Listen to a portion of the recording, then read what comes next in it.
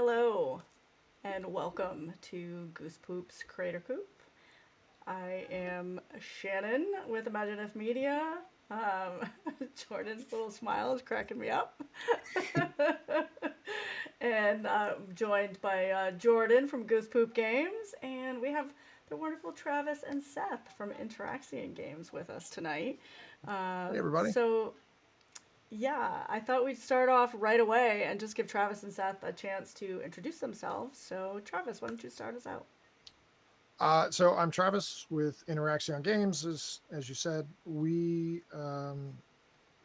became involved with this game really, I think it was like 25 years ago, something like that.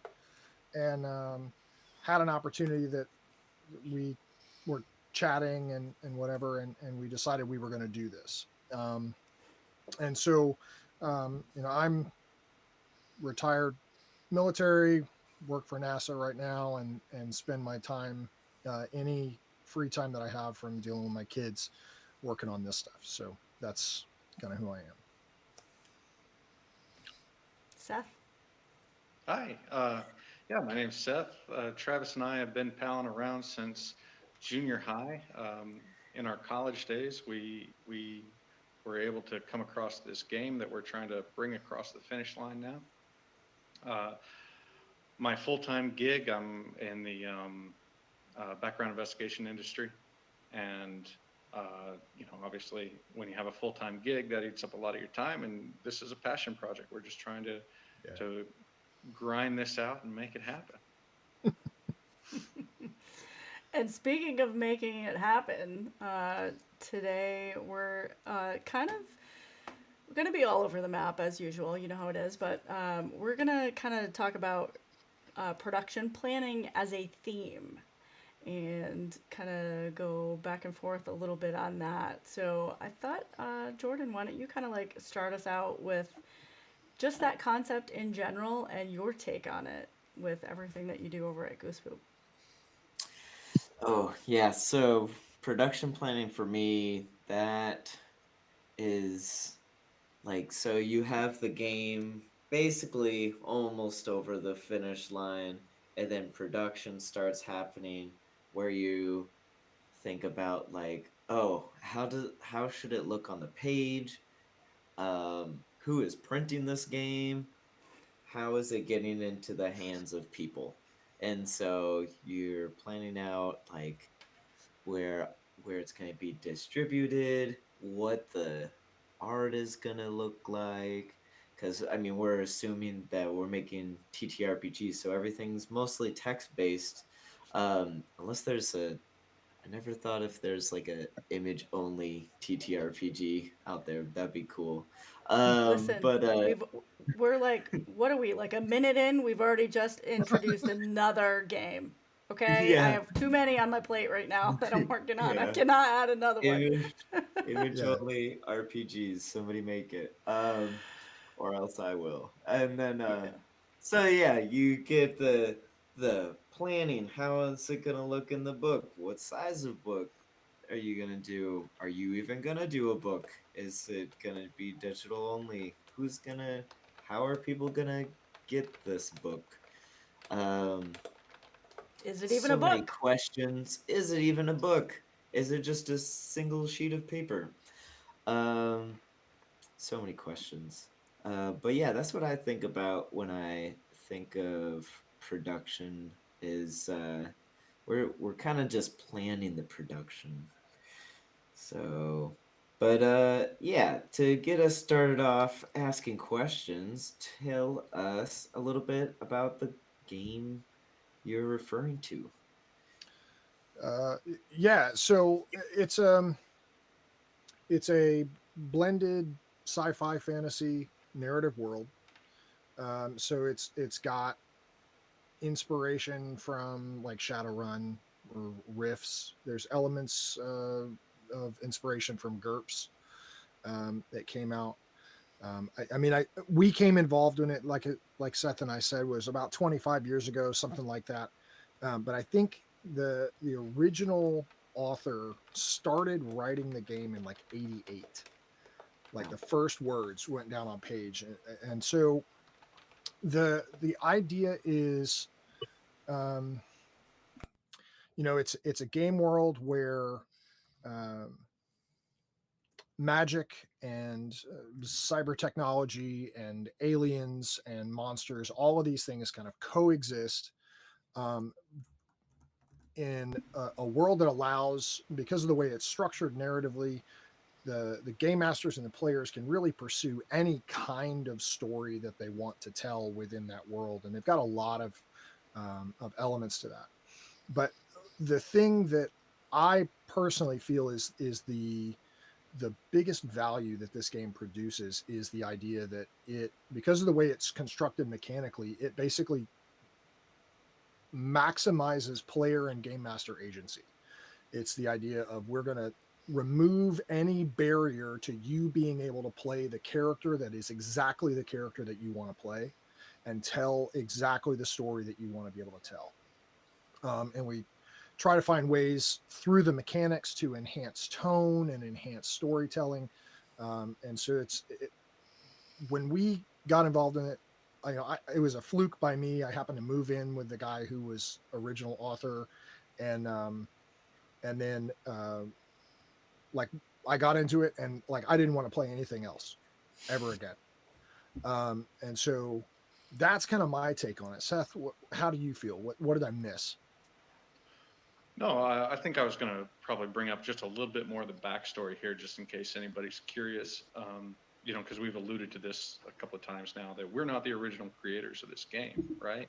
Um, our buddies really put in a lot of work making this thing what it was 25 years ago. Mike Hill is the original creator. JP McCauley was the visual artist. He did all the original artwork for it. Some awesome pieces there. We still go back and look at those pictures, and yeah, they're great. And John Moore did a lot of the writing on it too, and the editing. And these guys came up with a product. This was late '90s, early 2000s, and life happens. They couldn't get that thing across the finish line, and for a couple of reasons that we won't get into, the game kind of withered on the vine. It just couldn't take off, and everybody went their separate ways, more or less, right? Started on new projects, new avenues of life. And about what 14 months ago now, Travis and I Something like were that. talking and just kind of reminiscing about this game, and we realized that we had the right combination of pieces that we could start working on this. And it is a game that we loved when we were able to play it all those years ago. Both of us have thought back fondly on all those gaming experiences. They've stayed with us even through iterations of, the obvious competitor like Dungeons and Dragons, other games that are out there. Altered World, just, man, it there was something magical about it. And it was the people we were playing with and the time and all that, but the system just was good, right? Like, to the point like Travis is talking about, we've had experiences where other people have played this game, and once they learn it, they're fans of it, right? They're like, okay, it was a little different to get to learn the mechanics of it, but once we got it, yeah, we don't want to play anything else. This works better. And so we thought, let's see what we can do to bring this to more people. And that's what success is. It looks like for us at this juncture, right? If we can just get this out so that more people have a chance to try it, we think they'll love it as much as we do. And taking it from this idea to an actual product that gets produced and marketed and sold. Well, I guess that's what we're talking about tonight, right? Like Jordan, everything Exactly. you were talking about, we we have asked ourselves most of those questions, maybe not all of them, and we have the glimmers of answers to some of those questions. So it's nice that we're on track with that. As we stand right now, we're still slogging through edits, right? The game um,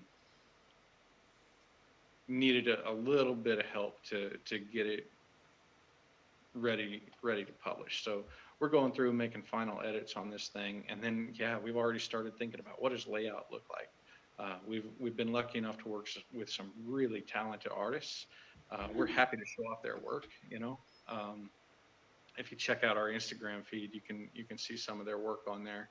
Um, and yeah, how to get it into the hands of people.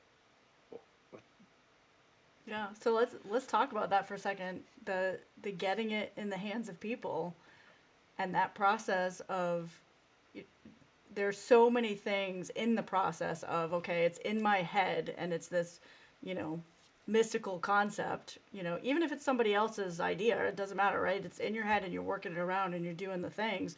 And now you have to get it into a tangible product, you know, something that somebody can actually use and do the thing with. And so, what does that look like for you in how you sit down and you start going through and compartmentalizing the different avenues that you have to walk down because they're all completely different and they all play, you know, on each other. Like you don't if you don't know if it's going to be a trifold versus, you know, an 8.5 by 11 sheet versus, you know, uh, Jordan's little good soup over here. You know, I mean, you have to have some concept of what this thing feels like before you can even put that out there. And they all work together, one to the next. You can't do a layout if you don't know what you're putting that layout in. So for you, what does that process look like? So I think for us, one thing that there's a couple of things that just drive it, right? So one, we have because of having worked with Mike and the guys in the past and licensing the IP from them, we actually have digital copies of the book that was ready for printing back in the day, and so we have a laid out copy. Now, what we do is we look at that and we say, that's not the way we want to lay it out. It was it was the cutting edge of 1999 in terms I want to of see this. well, and I mean, it looks great. It's just not the style that one we would want to put out, and it's not really the style of things that are put out now, right? Yeah. I think the other thing is it's a 300-page book at this point as it sits right now. Wow. We're gonna probably end up paring that down some as we do some edits, but it's probably going to sit somewhere in there as a 300-page game. And so that really just says, okay, it's going to be a PDF or it's going to be a big book, uh, and that's what you got, right? And so Yeah. I know for us, one of the things that has been kind of the biggest intimidation in terms of the process of trying to figure out how to do this is honestly the idea of crowdfunding, right? That seems to be the path that everybody goes down for all kinds of decent reasons, right? Like you can really if you have a good project that resonates with your audience, you can really get something underway. Um, but it also produces a whole bunch of needs that wouldn't necessarily be there. Like we started, neither Seth nor I are really super interested in social media in and of itself. And so we started this process of putting stuff out on social media so that, a year ago almost, because we knew when we get ready with a book and have a product that we want to do a crowdsource on or crowdfunding, we need to have enough people who know that we exist Yeah. so that we can potentially get enough funding to actually produce the thing. And then I know that we found some other stuff about a slower road that feels a little better to me that we're exploring is the idea of just finding places that we can uh, publish direct to retail or through consignment or whatever, because there's a balance there. But I know that at least in my mind, the thing that has really driven what we wanted to do was produce a thing that is true to the vision of the game that existed that we fell in love with, so that we can share that with other people and simultaneously give good, solid value to anybody who's willing to put any kind of money down on the table. And so that's kind of been our guiding principles, is make sure that it's worth it for them and is true to what we had back in the day. Yeah. Before we get into another design thing, I just wanted to kind of comment on because it's a sci-fi, that was written in the 90s. You said, right? So Yeah. there's a part of me that just wants to, for historical reasons, go through this book to see what was sci-fi back then. Like that, You to me, heard it that's here such an first. Oh my interesting God. concept. Yeah, you heard it here first, folks. Mike Hill predicted the sill decades ago, or he predicted the cell phone. He called it a sill. But this idea that we'd have a handheld device where you could make calls, take pictures, and run financial transactions and have some video capability all in the palm of your hand. Like in the late 90s, none of us were thinking that was anything except science fiction, right? And That's funny. Yeah. now here we have it. There's Yeah, Shannon, you're right on it, right? Like this idea of where science fiction becomes science fact and the interplay between those things has always been fascinating to me because scientists read science fiction, right? And they get intrigued by ideas and then they want to make the stuff. Um, so yeah, we have to kind of be futurists a little bit and think, okay, well, what would happen if we take today's technology and fast forward it, and how can we make that interesting and compelling and exciting and put that into a game?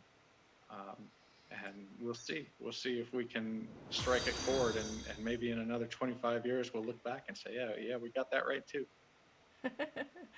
Rockets and Robots is in the chat, and they said that this is why I think sci-fi is so important. The stories we tell today become our children's futures, which I love it. is, yeah, which is right on what you're talking about. Yeah, absolutely.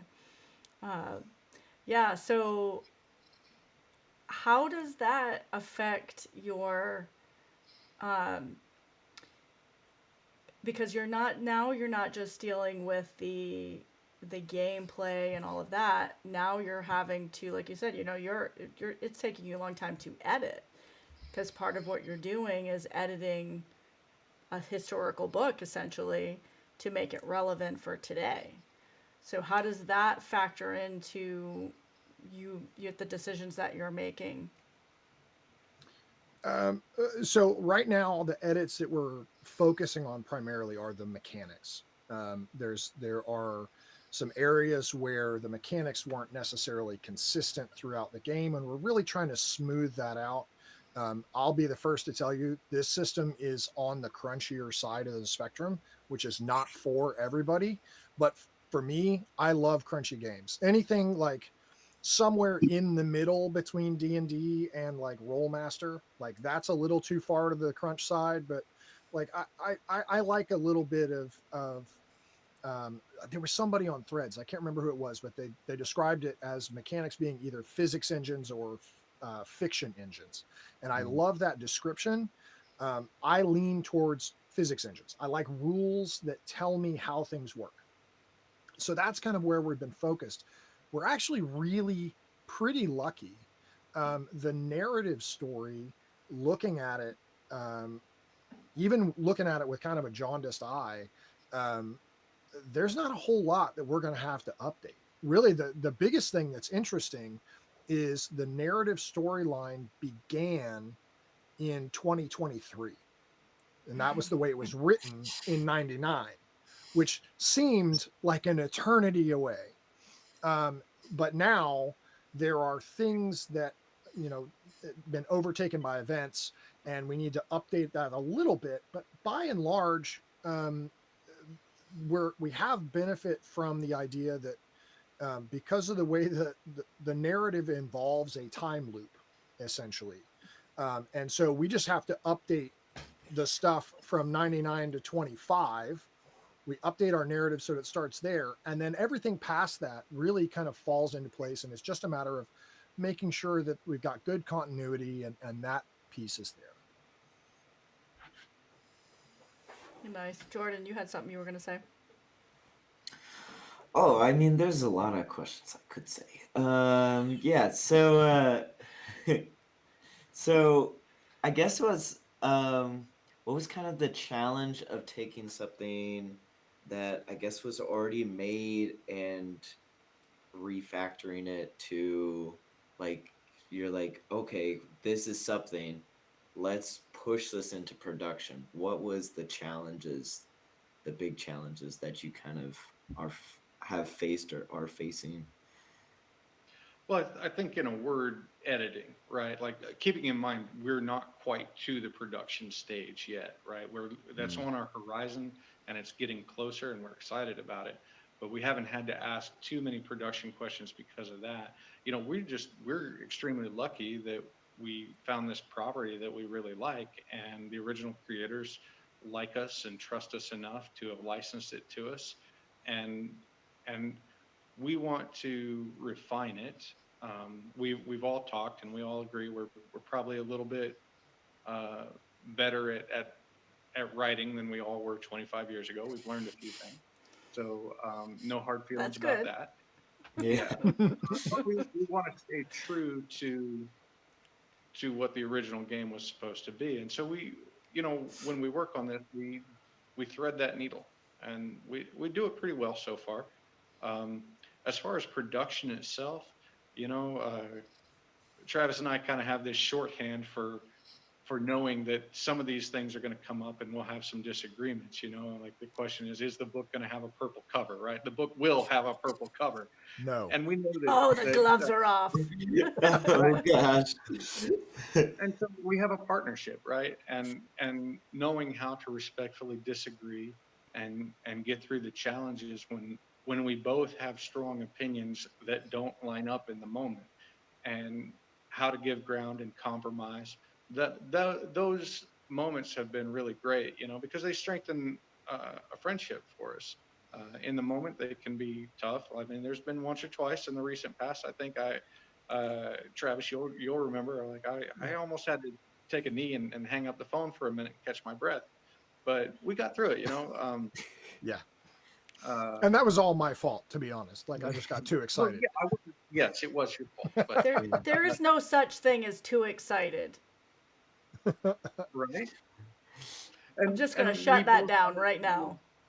yeah, and we're both real excited about this game, and we've had different experiences with it. We've had different experiences with role playing, and we want to bring the best possible experience to players, to our customers, to game masters, players, everybody. And we ask ourselves, well, what if we have to make a design choice here? Um, what's going to be the answer that leads us to the most fun, or is the least restricting that we can be? Because that's really a major component of this game is to be the least restrictive as possible while giving a cohesive set of rules so that you can adjudicate uh, outcomes in a meaningful way. So it's more, you know, this is creative process design. I know, Jordan, you're asking about production. Um, you know, Travis, if you want to talk about the beer and pretzels kit and how that idea evolved and how we intend to get that out, that might be a good segue. Yeah, so we the original game started with two different methods of character creation. One of which is, it's a point-based system, so it's kind of like GURPS, and you have a certain number of points, and you build the character you want, and that's what we call full creation. And we jokingly say once you go full creation, you never go back because it gives you the absolute maximum latitude to create your character. But we also realize it's unfair to somebody who's never played the system to just say, here you go, have at it. Because you can literally create anything that you can imagine. You just have to figure out how to do it within the point structure and the system that we've created. So Mike Hill, this is, in my mind, this is one of the crown jewels of the game. He came up with this idea called character modeling, which is it's a collaborative, interactive question and answer uh, algorithm where the game master sits down with a player and they ask him questions. The player just answers based off the rule of cool, and they sit down and settle down on their character's species, their what we call naosh, which is an in in-game world word. It's as close as we come to having a class. And then you figure out what your character's focus is, whether that's talents, powers, whatever.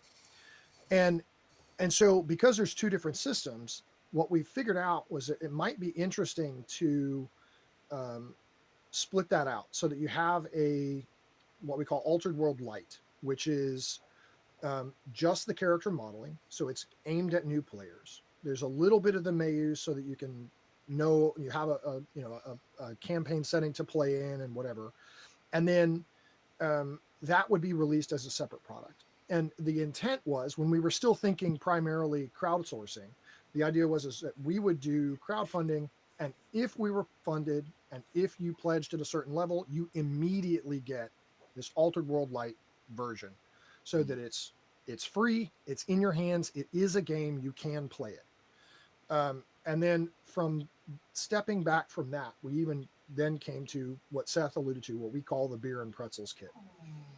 And this comes from in the game, they talk about like, what kind of game do you want? And it was before anybody talked about things in terms of one shots, but it's really kind of what it is, right? They call it, you grab some beer, you grab some pretzels, you sit down with your friends, get some pre-generated characters, and you play a game. And so what we're working on now is, once we've got all the mechanics settled, then the idea is we generate some characters. We have a preliminary adventure that kind of shows how the game works. And that's all going out, like, just for free. Here you go. You can play it. It's a quick play guide. And the hope is to be able to hook people on the game, that they enjoy it. And then honestly, like, to be fair, right? The biggest thing that we struggle with in terms of production is, for the final product, is artwork.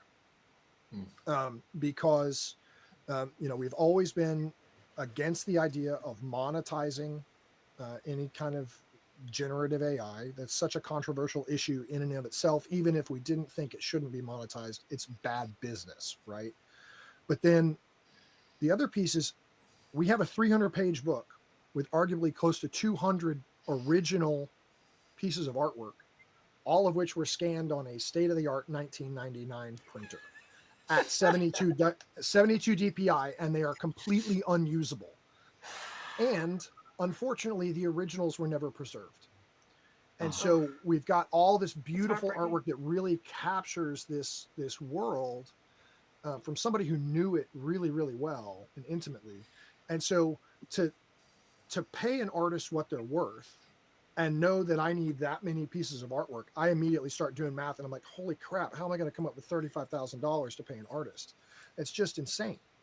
And so that's the production fear that I have, right? I know what I want to give people. I want this to be an incredibly premium, beautiful book that everyone's going to be proud to have on their gaming table and play with. But And to spill soda on. What's that? And to spill soda on. And spill Beer soda and pretzels, on. not soda. Yeah. Pretzels. But kind of that's where we sit with that, is this kind of a progression of, get something out there, get people playing the game, get them something that's a little more robust so they can create their own characters, start telling the stories they want to tell, and then eventually you get them the full game. Yeah. As an artist and a writer, I applaud you for not using AI. Thank you for that. Yeah. Well, to be completely transparent, like, if you look on our Instagram feed, we've definitely dabbled, and more than dabbled, in AI, but we've done some soul searching on the matter, and yeah, it is a topic that people get heated about, and we want people to enjoy our game. And if they can't hear us because all they see is some AI art, then we're doing something wrong. And for those of us, for anybody who might be, coming to this broadcast and comparing that to our Instagram feed, I do want to put that out there, right? Like, yes, we have used it in the past, because I can't draw. I can do bad stick figures, and that's not going to be very compelling to a lot of people, right? So AI art has some advantages for those of us like that, but again, this probably isn't the venue to get into the really deep, nuanced discussion of the pros and cons of AI art and all that. The fact is, there is a response to it, and we have to respect that. And what Travis is talking about as far as this evolution of coming to the idea of a beer and pretzels kit, that has impacted editing decisions, right? Our process changed because we had a production goal, right? Oh, if we want this product in the most timely fashion possible, these are the areas that we have to focus on, right? There's a couple of chapters of menu that we could be looking at, talking about the flora and the fauna and different groups and businesses that are all active in this wonderful world that has been created for us. But right now is not the time to focus on that, right? We'll come back to that later. We'll circle back. Right now, we just got to get the mechanics ironed out so that they're consistent, and let's go ahead and say flawless. Let's get the mechanics flawless. Yeah, that's Uh, where we're Big at. goals. Big goals. Yeah. Yeah, I really enjoy the idea of like a beer and pretzels kind of project. Another like I mean, right there, that is like a production choice, because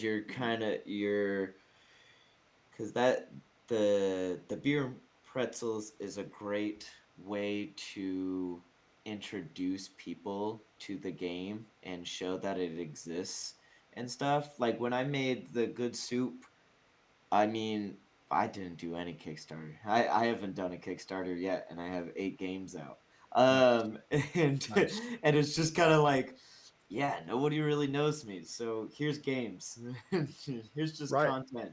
And so with the free, like if you had like just a mini campaign that got people introduced to the setting and just lightly how the game functions.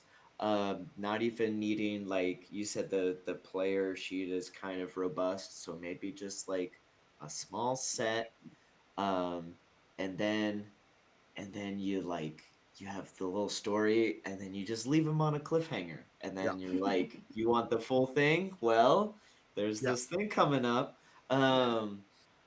And that's kind of like the way to hook people in. It's like, follow us for updates and get excited, and then maybe if you want, you could do like another free thing to hype up the campaign where it's like a full player sheet of something, or just you're doing some lore drop on the Yeah. world. um Game jams. Game Yeah. jams. Some people love game jams, like Fari RPG. They Mhm. do Mm, game jams of their games, and I think that's just how they sell. RP sells his yeah. games, is And just super Yeah. through the game supportive. jams. Yeah, he's super supportive to the community in general and puts out a lot of free stuff to help, people create things. I'm actually, I think I have a 5-day deadline now for something, for, for one that I signed up for. Sure, I'll do it. Um, but yeah, that support of giving people tools. I want to say too. I am currently in a Mutants and Masterminds campaign, and when you were talking, I was like, look at that. Because I played a Mutants and Masterminds just off stream with a sort of pre-gen character. Like it started as a base, there was some kind of suggestions, Yeah. and I kind of, me being me, I was like, can I change this and do this? And, we did, that kind of stuff. And, yep, no problem. And we played played a couple of sessions of it off stream and really liked it. And then this group of us decided, okay, we're going to play it on stream now. In fact, we just did one of our origin stories last weekend. But if you don't know anything about Mutants and Masterminds, it is a points-based system, and it is super complex to build your Yeah. character. And what I did was I got my GM on a stream, on a video chat, and said, "Hey, I want to do this, and I want to do that, and I want to do this," and he was like putting it in his little machine and building the whole character. Well, if I move this and I do that and I do this, And he was basically doing what you're saying. Yeah. He was being the chef while I was saying this is what I would like to order, essentially. Right. And shout out to Claude, because it was amazing. And I think what's really cool about it, and I could see this with when you were talking about your system, what's really cool about it is that collaboration aspect of it, Yeah. which is why I love TTRPG so much. Is just that whole immersive collaboration and storytelling by every member together. And with a system like that where it's super complex, um, once you've made the choice, and I think this is the key, once you've made the choice to dive into the system, then that collaboration with the GM, going back and forth and doing this over a long process, feels much better because you're now invested in it. So the first time Right. I did it, I may have been like, I don't have time for this. I know I would have been. I Yeah, don't for have sure. time for this, because I wouldn't have. But I was able to jump in real quickly. And I think there's something really unique about building that process with all of those integral choices and the unlimited options like you're talking about. Yeah, we talk about in the write up that we have in the for character creation, we talk about that, like with character modeling, it is absolutely possible to go from the answer you asked me this question, here's my answer, I think this sounds cool, right? And I haven't Yeah. you can go to get a character mechanically built start to finish without ever opening the book. You print out a couple of pieces of paper and you sit down with your game master and you get your character made. And then the player goes and they say, okay, I'm an orc ninshane. Well, what in the heck does that mean? Let me go look it up. And I read my species and my Naosh and I understand that. And what do my powers do? Okay, that's cool. Now I understand my character. Yeah. Full creation, if you go in and you don't have a hook, you're lost. Like Yeah. the way that it's structured with the options and the way different ways you can do things. Like, just as an example, Seth and I, it was a couple weeks ago when we came up with the level based build, maybe a couple of months ago. A couple months ago now. Yeah, here it is. 24 years Time is a later, word, we're too. we're we're we're having a chat, and then all of a sudden we come up with this completely off the wall, rule bending way that you could make a really both mechanically effective and storytelling interesting character that we had never heard of anyone doing. And when we talked to Mike about it, he fell out of his chair laughing. It was hilarious. And so that's what we love about it, is that it really is, you get an idea, you figure out how you can manipulate and bend these rules. And we encourage people to do that. Yeah. Shannon, you said what to me are the magic words, right? Like, you know, we're all in the tabletop role playing space here, right? Like, so we know what this hobby is and we get it. We've played these games and love them. But I know I run into people regularly who, if I tell them I'm working on this project, they're like, "What's a D&D? What's a role playing game?" And questions come up like, "How do you win? And how do you know who's winning? And what do you do?" And Yeah. so those words, Shannon, are the words I came to a while back, and I love to express it this way. It's a collaborative storytelling experience, right? And for all that, right now, Travis and I are super focused on the mechanics down to the minutia, getting this stuff right. The heart and soul of this game is to have a storytelling experience, to have a rich narrative experience. When John and Mike and JP were originally working on this game, there was so much emphasis on um, having a unique character with a unique history, his own backstory and origin, and making that character come to life. And here's a set of rules to help do that, right? But um, we really want to bring that to people. We want to expand the hobby. We want people. We expect a lot of people to come to us through other role playing games, but you know, we hope to find people everywhere that get interested in this, and storytelling is one of our core pastimes going back millennia. You know, it predates technology. We have this need for narrative structure, and we have also a need for speculation and finding meaning in the world through those tools. And role playing games are just such a wonderful way to grasp that aspect of who and what we are as a people, you know, what it means to be human and have this experience. We get to do that when we pretend to be Grunk the Ogre Slayer, you know? Uh, and what a neat opportunity that is. And we just want to share that with as many people as possible. Absolutely. Yeah, it's a healing experience for me.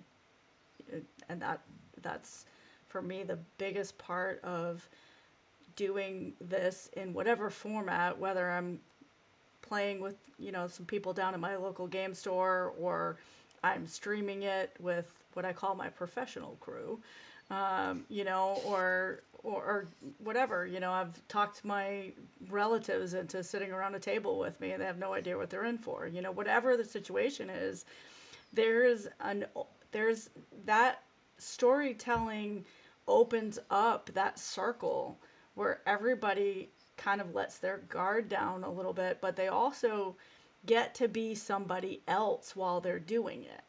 So I think there's just a freedom that comes, from being able to tell those stories and rip open some wounds, and poke around at them a little bit as someone else. You Right. kind of you learn things about yourself and about other people, and I don't know. For me, it's a very healing experience, and I think that there's so much benefit in having all the different types of systems, because everybody gravitates towards something different. So for me, it's whatever brings them into the playground is great, right? It's all going to be a different experience how they get here, and then from there, some people are going to stay in their lane. They're only going to do one thing. This is the thing that brought me here, and that's all I'm going to do. I love it.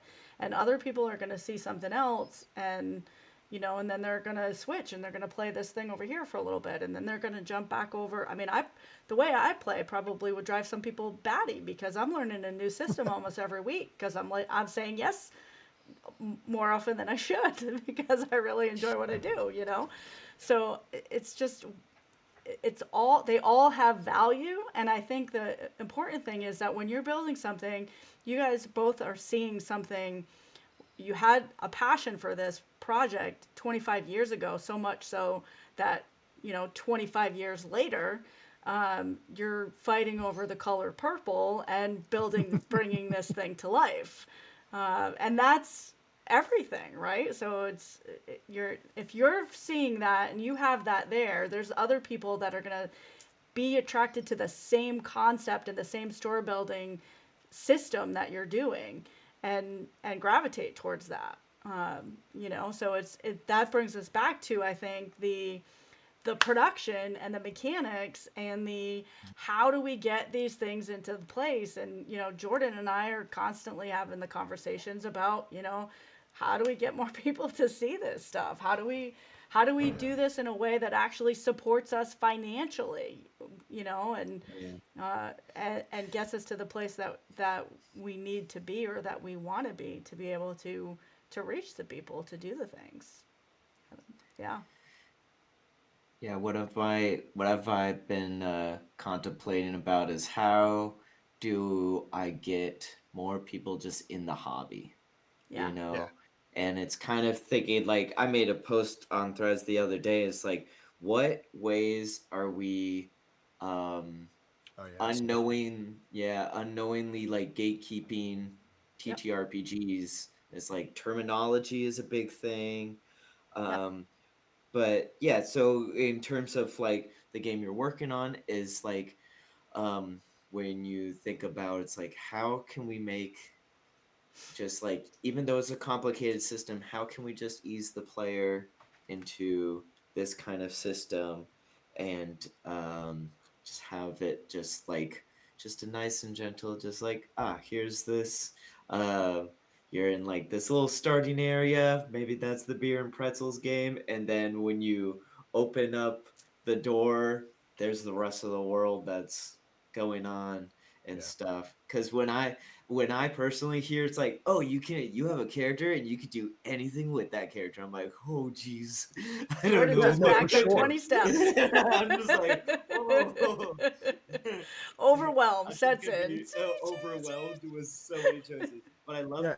the idea of the questionnaire and stuff. But Yeah. go ahead. Yeah. Yeah. Yeah. Yeah, like No, I Jordan's think. games are the exact opposite of that, about Yeah. the Yeah. in depth. Jordan's games are, okay, pick this here, roll a d12. Okay, now roll a d12 over here. Now roll a d12. Okay, good, let's go. you know? Yeah. Well, and there's a lot of value in the rules, like, right, like it's just what I found for me personally is like that when you go down that path, it puts certain specific burdens on whoever your game master is or whatever, and the rules heavier systems put a different set of burdens on it, right? And it's whichever one does your players and your game master really kind of thrive with.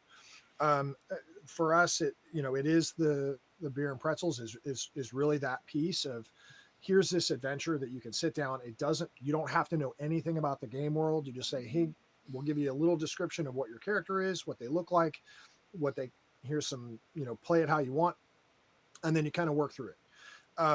And it really is, then you give them a little bit more, and like you said, you open the door, and here's this bigger world that all of this sets into, right? What do you think, Seth? Um, Go. I'm just thinking about that particular adventure, right? Like Yeah. we've talked about what the adventure for the beer and pretzels kit will look like, and you know, Jordan, I like your question about in what ways are we gatekeeping in this hobby, because none of us would want to admit that we are, right? Like I mean, that's one thing I've always liked about the TTRPG space, right? It's a very inclusive thing, always has been, right? But it's been inclusive because in my experience, and this is just my story, but it was the people who gravitated towards towards this hobby were people who didn't necessarily feel welcome in other cliques in high school or whatever, right? Like, I didn't want to be the quote unquote popular guy or the jock or whatever. And so looking around, I was like, well, where else can I fit? Well, I can fit here. But what would we have done if one of the popular guys or the jocks or the cheerleaders had wanted to come over and fit in with our group? That didn't happen, right? By and large. So, how can we encourage people who've never expressed any interest in this in a realistic way? How can we fan those flames and get them to see what we see? This idea that you get to use your imagination and go to whole new worlds. Um, so yeah, that's what I'm thinking about. What Yeah. and I think with that, what's interesting, right, is that one of the things that it's a double-edged sword in a little bit, because right now we're in this era where more and more people are being drawn in because there are, YouTube, the live plays and all that stuff. And on one hand, it's great because it puts more people the opportunity to see what this game is like and to see how it is. On the other hand, it also inadvertently is going to gatekeep some of those people away because they see people who are phenomenal, right? They see a bunch of professional voice actors on a soundstage playing a game, and they think that's what I've got to be able to do. And that's what this game is like, and I can't do that, right? And so it's this, we have to thread that needle, as Seth said, where it's like, do what you can do to get people to see the value in the hobby without making them feel inadequate, right? Because it is, anybody come to the table, like, come on, we'll help you out, right? It's an interesting time to be in, because like Seth said, I mean, we're late Gen Xers, and so it was like, if you played D&D, like, you were the loser, right? Like, it's not happening. And so it's an In your mom's interesting basement. difference. Yeah. I'm also or Gen you X, know, so I can his say mom's basement. But yeah, it. Yeah, yeah. Well, and I think too, like, people forget essentially what we're doing is the same things that we were doing as kids when we were running around the playground and making up this massive story. Like, I know I was not the only one who brought Star Wars to life on a playground, yeah, and ran around and did the things and went on missions and hid behind and talked in the voices and made pew pew pew sounds and with the lightsabers and everything else, right? I was not the only one who did that. We were all doing it, running around on the playground. And we were telling this story. It's the same thing. We're just doing it sitting around a table. We're not running because we're lazier now. So we sit around a table and do it. Well, But it's I the mean, it's the same thing. sure, and it is a more adult version because there are rules, right? Like when we were kids on the playground, bang bang, I got you. No, you didn't. Yes, I did. No, I got a force field. Well, now we can adjudicate those things so that we as adults can say, okay, this satisfies our sense of fair play. And there's a tension there between Yeah. that sense of fair play and justice versus creativity, right? Like on the one hand, here's a game where you can make any character you want, and there is a reaction, Jordan, where people are like, whoa, hey, that's too much, right? um, and so having all this freedom to create the experience that you want, to have this character whose story you want to be a part of, and you want your friends to share a piece of that story with you, but then to have some rules to where it's like, well, when we say you can do anything, you're still on a budget, right? Like you've got Yeah. these points you can spend, and there's a way to get there, but you got to respect the rules. And it's all a balancing act in the design aspect of it. I think we do that pretty well. Um, you know, yeah. uh, Go ahead, Trey.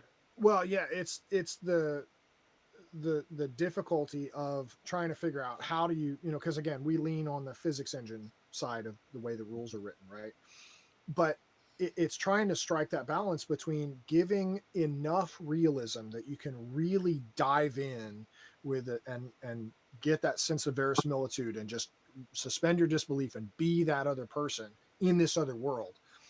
So you got to have rules that allow you to get to that point. And for some people that's very light, for some people it's a little heavier. But then on the other side, if you lean heavier, you've got to have, or both, you've got to have enough playability, right? That the dice can't get in the way of telling the story. And that, especially on the it's the on the lighter side, it's like, do I have enough mechanic to allow people to tell the story they want and have it not just be a game of let's pretend on the playground. And then on the other side is, do I not have too much? um, and it's an interesting balance to try to strike, and we're having a great time with it. Yeah. I love that. Um, Yeah. yes. Go When ahead. you No, go ahead. talk about playing on the playground and all that, and Jordan, you that reaction you had about, oh, hey, this might be too much if you write me a blank check and I can write any character. I think um, the nice thing that people automatically do is they default to a movie, comic book, or book character that they like, and that's a great place to start. Like, well, Batman's pretty cool. What can I do in that neighborhood? And then as you start to build the character, you inevitably start making it yours. As you run into the limits of the rule system, as far as like how many points you can have, it shouldn't come as a surprise. Most players can't be Bruce Wayne / Batman right out of the box. You can be Batman-esque, and you might be able to build towards that. But our superheroes, they're operating at a slightly higher level, right? For most of the campaigns we envision. There's ways to get there, right? We have rules to get there, um, but character and how that relates to the stories we want to tell and what inspires us. And Shannon, what kind of shadow work we might want to do through and healing through these experiences? I think that's inevitable, right? Like, Oh yeah. even if you don't want to, man, you make a character, you think you're making something that is the polar opposite of you, and you're telling yourself something about yourself. And if you listen, you can learn something about yourself and walk through your normal 9 to 5, life with maybe a little bit more insight than you otherwise would have had. Now, that's not the purpose of the game. This is not a tool for healing primarily. It's an entertainment tool. But man, that potential is there for sure, and we love it for that. We love that there's so much opportunity in the hobby itself, specifically in our game. We're fans of it. I love it. I love to see the passion. That's my favorite thing. And yeah, those who don't want to do the shadow work and get down, dive deep in there, those of you who are against that, you're the one who needs it the most. Just saying, gotta get in Yeah, there. but if you don't want to, if you're not ready, come and Heck have a good yeah. time, right? Like Yeah. here's Oh one thing yeah. that I have to learn over and over and over again as a player and as a game master and as a game designer. People play this game for different reasons, and the reasons I think are the quote unquote right reasons to play. I have to be real careful when we approach design elements and leave room for people to play for other reasons, right? Like Yep. as I said earlier, this game is really strongly biased towards the storytelling end of it, right? Like have a narrative reason, and throughout the text, there's an emphasis on telling a story, having a reason for what you want to do. But there are some people who just want to make a big strong guy that kill kobolds, orcs, trolls, whatever. Um, and that's fine if that's what you want to do. If that's fun, find a way to have fun with your friends. That can be a balancing act sometimes. If Travis is over there wanting to tell a really in-depth, dramatic, gravitas kind of story, and I'm over here like just stomping on minions or something like that. Like we have to find a way for us to both have the experience we want to have. But to give everybody room to do that, that's something I'm always trying to keep in mind these days. Well, I think that's what it's really about, right? For the game creator, you're giving them a platform. That's what it is, and then they're taking that platform, and a lot of what you touched on in there is 3 different episodes of the show that we would have to do. But the being able to play, you have to be at the table and have a understanding with the people that are at that table with you of what you're all there for, what your intentions are. That's a whole nother thing.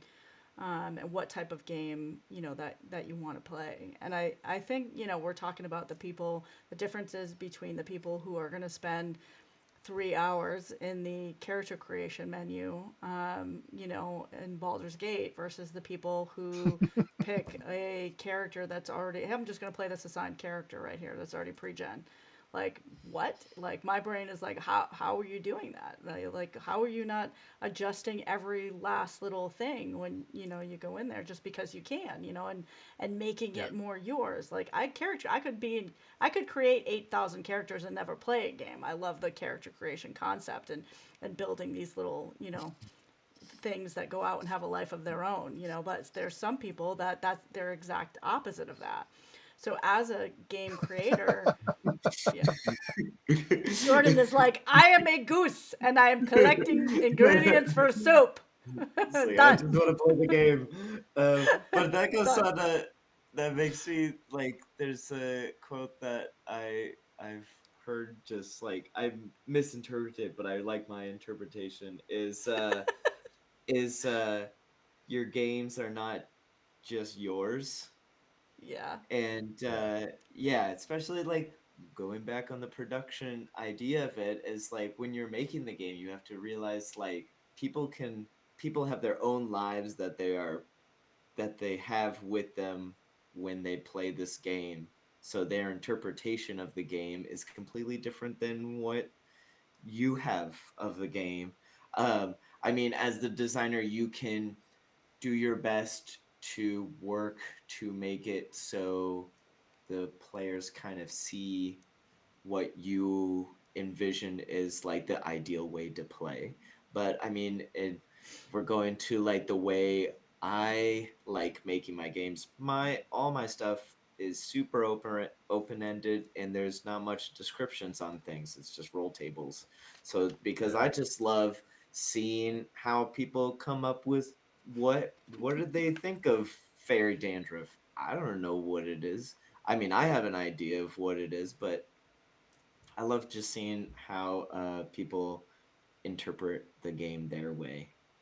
Yeah. Yeah.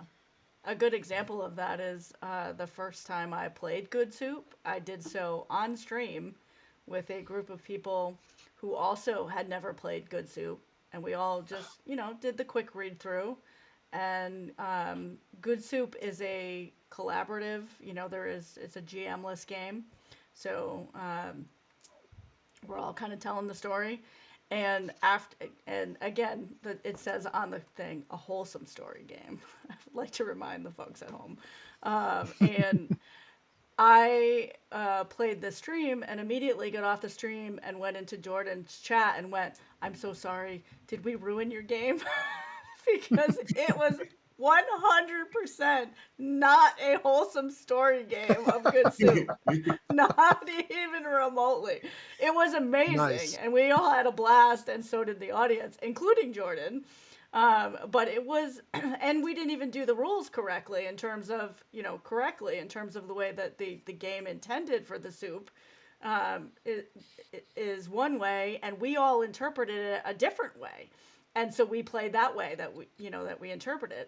But the bottom line in all of it is that it was good for Jordan and it was good for all of us. Whether or not we all saw the same thing or not didn't matter. It was that we all had a good experience at the end. And I think Yeah, for really sure. that's all what you want as someone who's putting, as any creator, whether it's a game or a piece of artwork, or a poem or whatever, when you put it out, when you let it go, when you release that out into the world and put it out into the public, you are gifting that out there, and you have Yeah. to let it go in some capacity, Yeah. and Yeah. that's You hard. relinquish control, right? Yeah.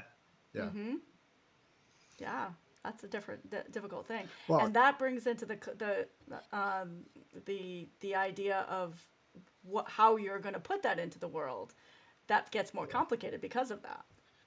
Well, and it's interesting that that ties to one of the things that the very simple like production discussion that Seth and I have had, right? But like when you compare, how do you put this out in a digital format, right?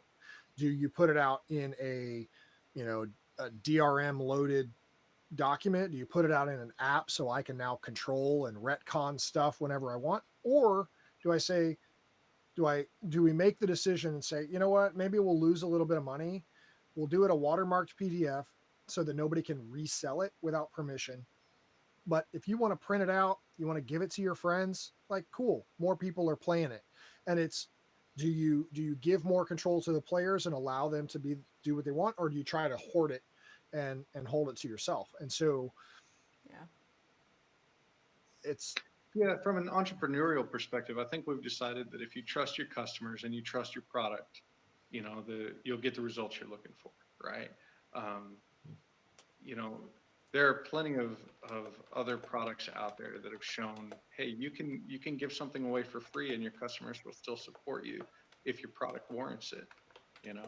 yeah, And that's the kind of relationship we want to have with customers. Is we want happy customers. We want to give them something that they value, right? Like when times are tough, right? Like the economy is it's speaking loudly these days, and we're going to ask people before too long to trade their dollars for our game, and they've got to feel real good about that, and we want to have that experience for people. We want people to feel like, man, Interaction Games is treating us right. mhm, So uh, production questions abound as far as all that goes, but yeah, in general, we those are some of the guiding principles. How can we give more value for what we're producing? How can we show our players, our customers, that we trust and respect them and give them the opportunity to do right by us? I we've all run into the opposite end of that, where everything turns into a microtransaction and everything is behind a paywall, uh, and that's not fun. You know, you can definitely manipulate levers of human psychology into, you know, addictive models that compel people to buy your product. And if you've got enough juice behind your marketing strategy and all that, you can do that. But man, I want to be able to sleep at night. You know, like I want our customers to feel like we respect them and we wouldn't take advantage of them. That they have a choice, and hey, there's a way to play this game for free, and you can have fun doing that. Um, um, but because these guys made a good game, I want to show them some support, so I'll buy their game. You know? Right. Yeah. There's one thing with like of like providing value to the player is great, and then also with like production is being able to convey that value is also equally as important, because like if you're like, here's a 300-page book, it's really valuable, and you just hand it to somebody, they're like, oh, thanks, but so you get so you have to like, there's a lot of work to be done to be like, hey, this we think this player section, how this works, it's super cool, let me show you how it's done, blah blah blah. Yeah. Yeah, just stuff like Yeah. that. Yeah. You know, Well, and it's you could have. I'm sorry. Go ahead. no, it's just all about, and it's something you touched on, Shannon, that like not every game is right for every player, but every game is right for it is very right for a very specific set of players, and it's just about matching people up. And if your game in, if our game in for you, like there's this other game over here that's really cool. That's why we, you know, Rockets and Robots was in the was in. I don't know if she still is in the chat, but you know, we've tried really hard to kind of build kind of a consortium almost of other indie games that we want to support and we want to see succeed. And if we're not the right one for you, go check these guys out because their stuff is really cool too. Um, and and I just that's where it is taking care of the players. I love that about this community in general. I think it's just incredible the amount of support that everyone has for each other, and you know, just I mean, even what we're doing in here, we're four people, three different companies, you know, and in support of each other, having conversations Yeah. like this. This is what we all do, to lift each other up and to keep going. And I think a lot of that is for the you know, the reasons that Seth mentioned, is, you know, you you want to do it for the right reasons. You want to feel good about what you're doing. And in general, we're a bunch of geeky creators, you know, so that this is who we are as a people, I think, right? Yeah. So it's kind of easy to support each other because that's what we do. You know, we want to kind of be in that space and be creating those things. And I think the other thing too is that, at least what I've found, is that even if you don't like every aspect of something, I feel like that's just like anything else in life. Like anything that you do, you may like parts of it, but you don't like the entirety of it, or there's this one little thing over there that's not great or whatever. But like, so change it, you know? If you're enjoying all of these other parts of it, I mean, I guarantee you that there's nobody that has ever played Monopoly in exactly the way that the rules are written. Guarantee it, Yeah. because we all have our own way. We've modified something. You know, you're not supposed to Yeah, the collect original money when you homebrew land probably on came that out of space. Monopoly, huh? What's that? Yeah. I said Monopoly is probably the game that just the original homebrew came from Monopoly. I'll bet. House rules, right? Yeah. Yeah, yeah. You know, free parking. When you land on that free parking, you're not supposed to collect all that money. But you know, in my house we did. We put all the money that you had to pay to the bank went in free parking. And if you land on that sucker, you got it all. You know, and I don't Yeah. know who started it, but that's, you know, that's the rule. But you know, nobody said I'm not playing Monopoly anymore because I don't like that you don't collect money. You know, we just changed the rule and kept going. Yeah. There was something that I thought of right at the beginning, but I didn't want to interrupt the flow of conversation. Um, I think it was Seth that said you're constantly, and I laughed when you said it. People are constantly saying, well, how do you win? And or did you win? Or, whatever. And it's my best friend and I have this running joke too, where because she doesn't play, but her kids play and I play, and so she'll say after the session, "How did it go? Did you win?" And she knows that nobody wins, but it's like this ongoing thing now. Um, but I think that the people ask that because there needs to be a point to us playing. Like, otherwise, what are we doing? We're just having story time? Like, people don't understand. It's not just story time. That's not what we're doing. There is a purpose to the play. Every game is a little bit different in what that purpose is, but Margot Mods Games does incredible murder mystery, games, and like there's a purpose to that. It's still a 5e, but it's a murder mystery, and so you're trying to solve this thing. And I think no matter what the game is, that sometimes it's the players that decide what the actual thing is that they're doing. Sometimes it's the GM that says, hey, Bob over here in the tavern is looking for somebody to go fetch his 5 horses down in the lake. I mean, you have a mission now. You're gonna go help Bob get his 5 horses from the lake, right? What did you do today? I helped Bob get his 5 horses. I feel great about it. There's a thing that you're doing, and so maybe I don't know, like maybe to go back to that question of gatekeeping, maybe there's a way that we need to change the language in general for tabletop role play games, like even TTRPG. What is a TTRPG? People don't know what that is.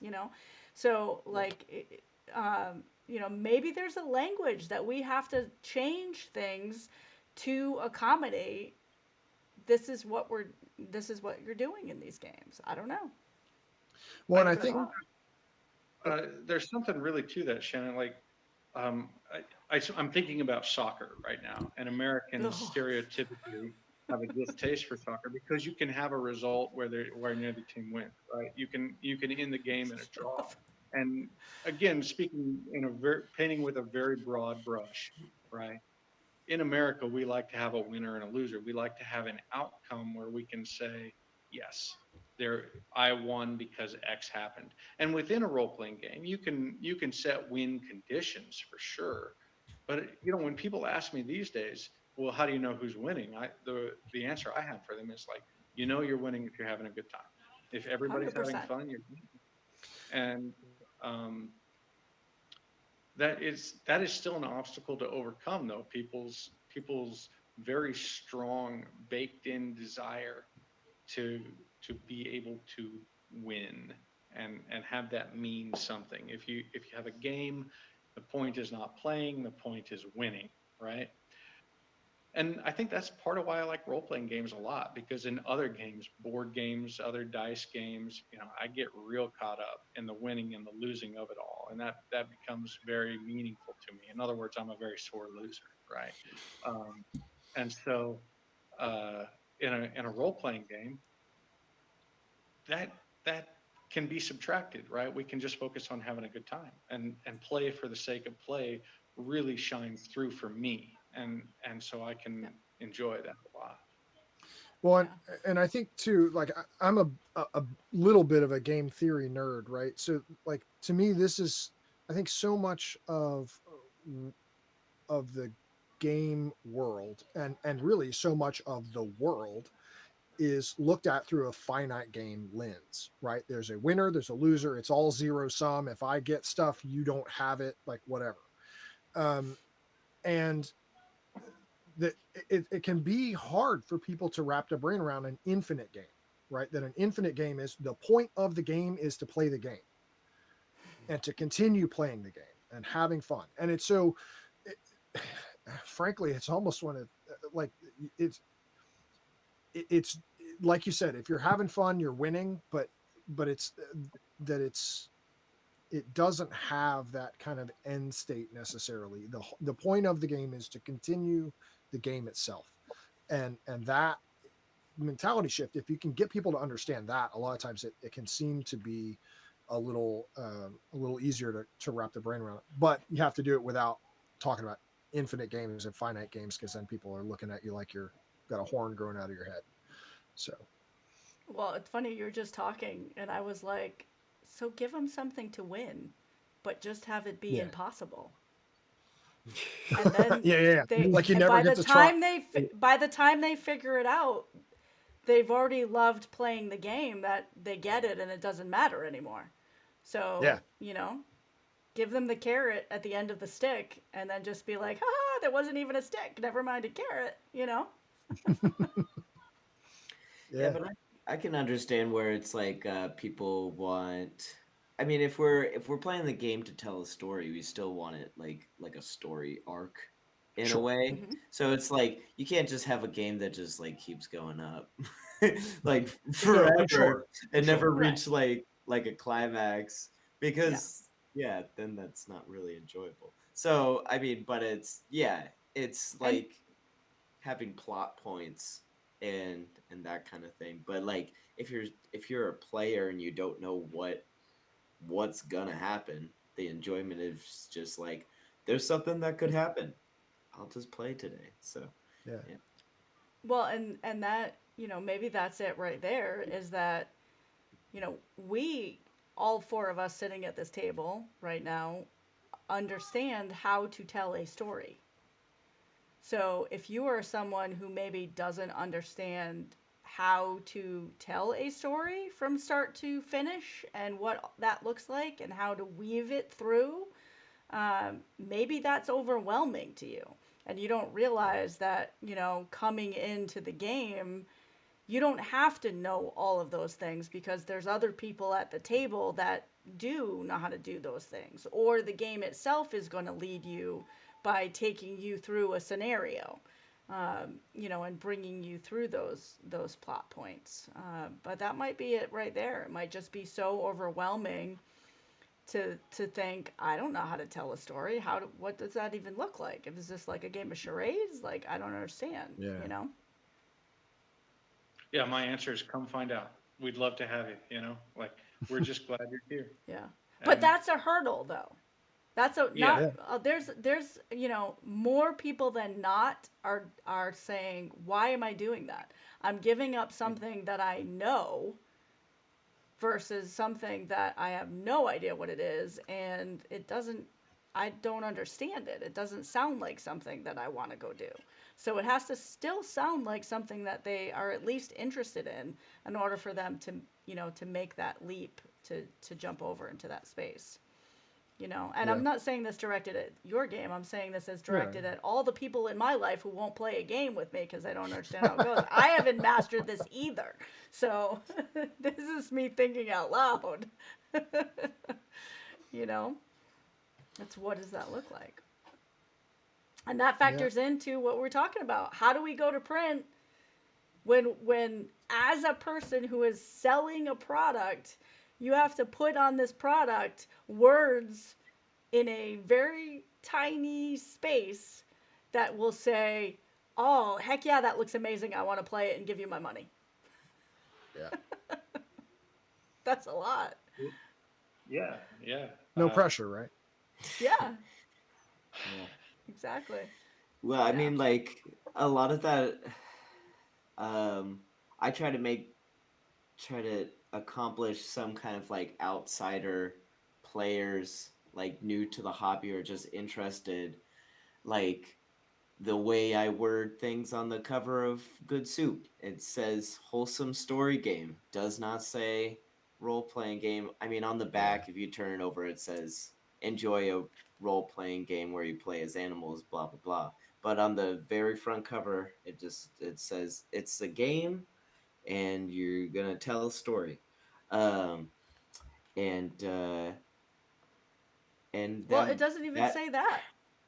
It says play as woodland creatures, gathering ingredients to make soup to heal weary travelers. yeah. This is So what I we're guess doing. This is who we're doing it with, right? yeah. This is who I we're doing it mean, for. so my goal with it is just for them to like I don't really touch any of the terminology. I just am saying, oh, we're playing a game. Just Yeah. you don't have to worry about what kind of game it is. And then when you start looking things, if you enjoy this game and you start looking around, you're like, oh, what other kind of storytelling games are out there and role playing and stuff. But that's just how, I mean, that's my company focus, is to get Sure. people introduced into games. I mean, Yeah. yeah, with the game you're working on, it's kind of like, yeah, you probably will know what a role playing game is Yeah. for the most part. Yeah, And want the we're crunchy stuff.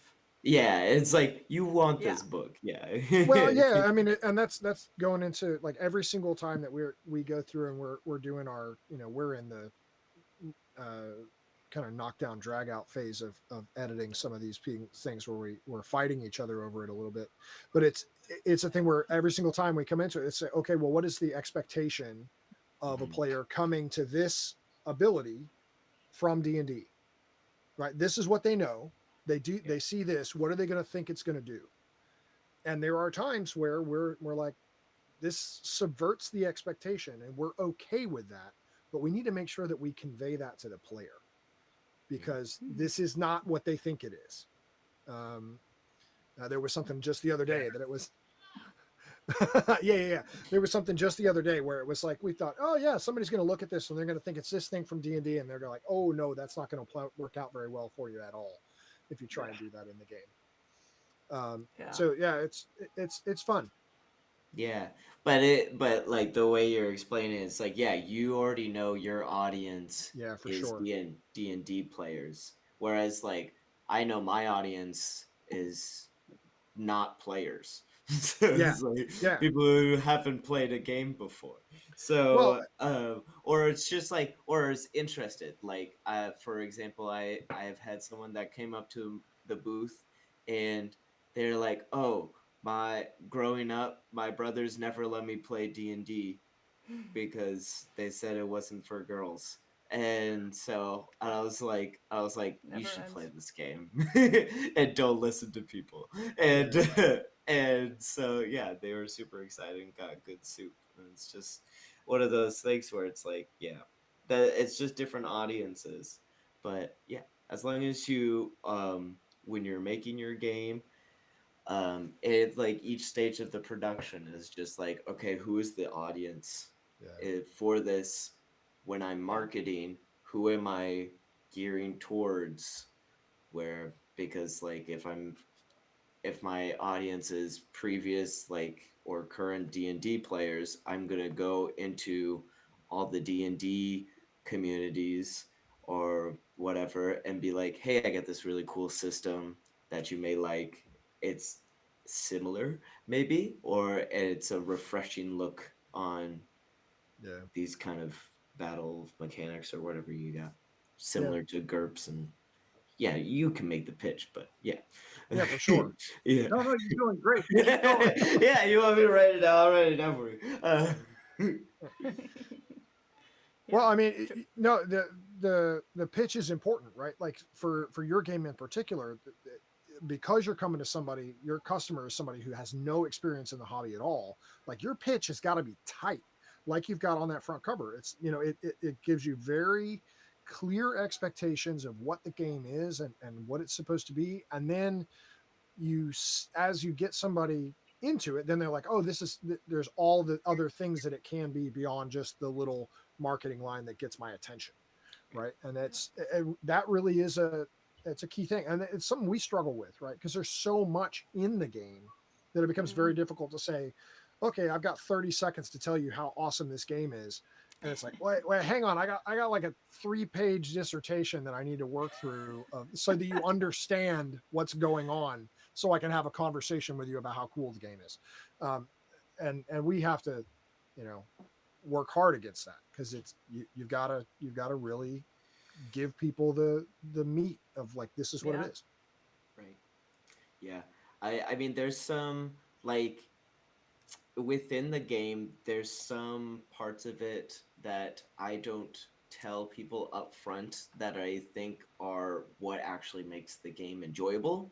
which is like, I mean, the GM list thing is like, yeah, sure. But the way the system works is that actually everybody is the GM, Right. like playing as like creating the world and stuff. So I just wrote down this little quote that popped into my brain is like describe the game, like the players will describe the game through their own experience, you know? Yeah. So like, so when you're creating the pitch, it's like, okay, um, usually when I'm making a game pitch, it's like the mechanic in terms that people usually will understand. Um, and then um, what the theme is, you know? So, like, like another game I have is here. I have them all in my pocket. Over here. So, be the best dressed goose in the simple set collection game. It's it's like what is it? Well, like what are you trying to be? You're trying to be the best dressed goose, and then how does it play? It's a collection game, set collection game. Yeah. So, um, so yeah, you'll have to. I mean, pitch is very difficult, but yeah, Yeah. it's trying to whittle a 300-page book to a single sentence. It's like, Yeah. yeah, it's a lot of work, but it definitely helps when you're, because when someone comes up to you, it's like, oh, what's your game about? And then you just start going Yeah. on for 5 minutes. Yeah, so me and my friend, we played Yeah. this game Yeah. 25 years ago, and we decided to Right. branch off of that. Yeah, but yeah, you get it. It's yeah. Well, and that's, probably have already thought about this, but the fact that this game is something that you played 25 years ago and then it went away, you weren't playing it anymore, and then Yeah. you went, you know what? I really liked that one game. We should look at that again. And then you go back and look at it and you're like, this is great. And then you keep going through it. I mean, that's part of your story and that's part of what's Yeah. so cool about this game, which is unlike any other game that's out there, and you've got that whole technology aspect and the sci-fi aspect of it and how that plays together, and you're having to look at something that was written in the 1990s, and how did that come through to get today. I mean, you've got a ton of great material really to Yeah. to work with within the system, and it's just a matter of finding out what parts of it that you love so much that made you go back and say, you know what, we love this so much that that you wanted it, and you love it so much that you're still fighting for certain things. Is it going to be Yeah. a purple cover? No, it's not going to be a purple cover. You know what I mean? Like you have taken so much individual ownership of this product, but you're coming together to put this out into the world for everybody else to take individual ownership of. So Yeah. it's a really cool concept the way that it's all flowing together, I think. Yeah, I think when we first started talking about doing this, was like you said, it was about 14 months ago or so. Um, I I believe at the time we believed that I had the only physical copy of the game in existence. We've since learned there's maybe one other person who had a copy. All the digital copies, with the exception of one person, got destroyed in a hard drive loss. I mean, it was just, and so like it was almost like literally gone, Mm-hmm. like to the point where Mike had given up on it because it was, it was like all the stuff is gone. I can't recreate all of this. And when we sat down and started talking about it, it was like we were reminiscing, and I was like, "Well, I got a copy of it right over here." And I was he's like, like, "What are does you Mike know talking about?" that? Yeah, Yeah. I was like, does Mike know that? And Travis said, well, I haven't talked to Mike in 25 years. I said, do you want his phone number? Like, we could try and put this together. Yeah, it was really serendipitous. That's And so so wild. it's been a lot of fun so far. Yeah, I feel like that's something you'd need to put in like the forward of Yeah. like the Oh yeah, book. Yeah, or like even like when you do the crowdfunding thing, you're like dusting it off the shelf and stuff, and then making it something Yeah. new, you know. I'm Oh yeah, for sure. envisioning a rotary phone. You got the fill. Yeah. You'll never believe what I have. I Yeah. really like the, if you call it retro sci-fi, I don't know if you changed all the sci-fi stuff, but like I kind of like the idea like the whole world is like the what what is today, but like completely what people thought back then. I kind of Oh like yeah, yeah, yeah. that idea 90s Yeah. of retro like a futurist. retro, yeah, 90s retro sci-fi slash fantasy thing. Yeah. Yeah. Yeah, there's so much That stuff that you was have to work with. It's really cool. Well, before we wrap up, we were in a little bit long, but the conversation was so good. So it's usually how it rolls. Um, Before we wrap up, I just want to give you each an opportunity as well to say anything that didn't get said, promote anything that's coming up, tell people how they can find you, how they can get involved. I know you have Alyssa, I think you have a Discord, right? And ways to do all that stuff. So I think we'll have Travis go first because then you're gonna pitch it to Seth to clean you up anyway, right? So yeah. So yeah, if you want to find us, like we're on Threads, we're on Instagram. The easiest way is the link is in the chat there, InteraxionGames.com, and then that's got links to all of our socials from there. We do have a Discord. We're not super active there primarily right now because our attention gets divided amongst all the other things. We tend to be probably most active with content on Instagram, but some of that's just the kind of throwaway goofy reels anyway. But we're available there. You can reach out to us. We'd love to talk to you. We really appreciate this opportunity, and we're really grateful that we had a chance to talk about it. Seth, clean it up. Oh, there we Go. go. Get the mop. Shannon, Jordan, thank you so much for having us on. This was a really great opportunity to talk to some people in the same space and just kind of wax poetic about the philosophy of role playing. Even if we didn't get as much into the production piece of it, give us a couple of months and we might have a little bit more to say about that. Uh, as like Travis said, find us on Instagram. Come and talk to us. If anything you heard here is interesting, or you want to pick a fight with us on Instagram about, why the cover should not be purple. We want all of that. We're trying to get people excited about this just as we are. Yeah, we started off as fans of this game to the extent that we think, yeah, this is a passion project for us. We want other people to have the opportunity to love it as much as we do.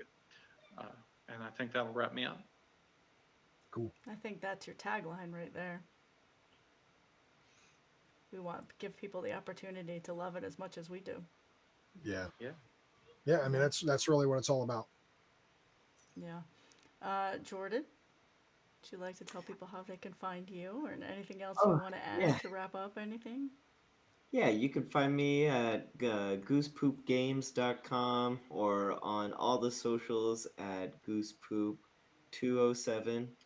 Um, and yeah, next fun thing is I'll be on the Playotic Games stream November 24th all day. We'll be playing Good Soup all day for charity.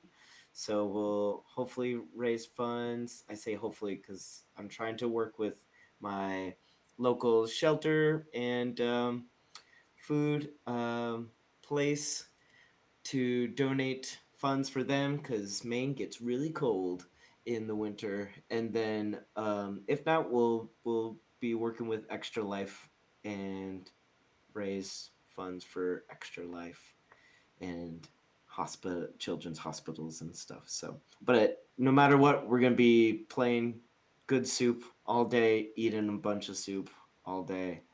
So yeah, November I 24th. I think I missed it, but did you talk about your Good Soup bundle? Oh, I didn't. Yeah, so there's a Good Soup bundle where you get the game copy of Good Soup. I'm releasing a Soup of the Month calendar like this week. ish, maybe. We'll see if I get it done. And then you get this really cool Good Soup die. It says Good Soup in it, made by Alana from Spectral Craft Dice.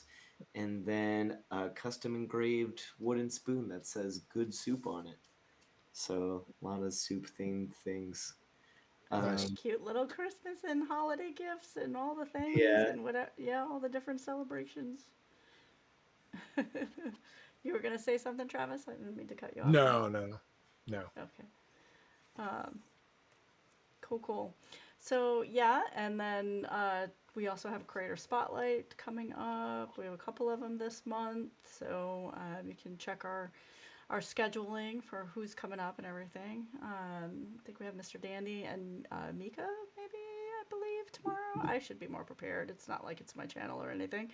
And and then we're doing a special Kickstarter version of Creator Spotlight this month as well, for the Candelanomicon. I think I'm saying that right. Yeah. We'll have Boss Jellybean and Andy will be on talking about that. So yeah, just check us out for the schedule, and you can see all that good stuff. And we super appreciate you two gentlemen hanging out with us and chatting about all the things and sharing your passions with us. I'm gonna leave you both with a little idea to think about. You have two different ideas of what the cover should look like, and you could totally do two different versions of the cover, and you could also do a Okay. player's version with one cover and a GM version with another cover. Yeah. So yeah, just gonna leave that with you, and you can sit Yeah, with we'll it. see. You can make it your own, just like everybody Maybe else, right? maybe 1 out of 1,000 will be purple, and it'll just get packed into the boxes randomly. We could just sell it. We could just sell it black and white with some crayons. Some people could color it the way they want. Oh, now you're talking my language. And with that, we thank you all. We thank you in the chat for being with us, and we'll see you next time. Thanks, everybody. Bye. Thank you.